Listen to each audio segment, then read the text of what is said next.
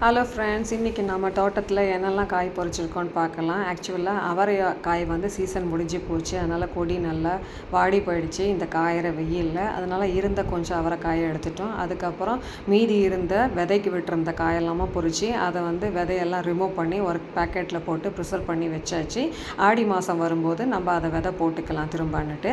அதுக்கப்புறம் இந்த வாட்டி தக்காளி பார்த்திங்கன்னா கொஞ்சம் நல்லா பெருசாகவே காய்ச்சது. ஃபஸ்ட்டு டைம் காய்க்கும் போது அவ்வளோவா பெருசாக இல்லை, பட் ஆனால் இப்போ புதுசாக வச்சு செடியில் கொஞ்சம் பெருசாகவே காய்ச்சிது. இதுக்கு வெர்மி காம்போஸ்ட் உரம் தான் நான் போட்டிருந்தேன். அதுக்கப்புறம் ஆஸ் யூஷுவல் நான் முன்னாடி வீடியோ போட்டிருந்த மாதிரியே புளிச்சக்கீரை இன்னும் கொஞ்சம் எடுத்துட்டேன். சரி, இன்றைக்கி வந்து நம்ம வேறு விதமாக தொகையில் அரைக்கலான்னு சொல்லிட்டு.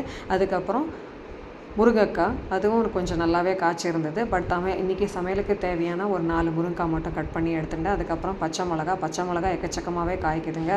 அது வந்து பழுத்து வேறு போயிடுது. சரின்னு ஒரு சிலதெல்லாம் நான் அப்படி செடியிலே விட்டு விதைக்கு விட்டுருவேன். தேங்க்ஸ் ஃபார் வாட்சிங்.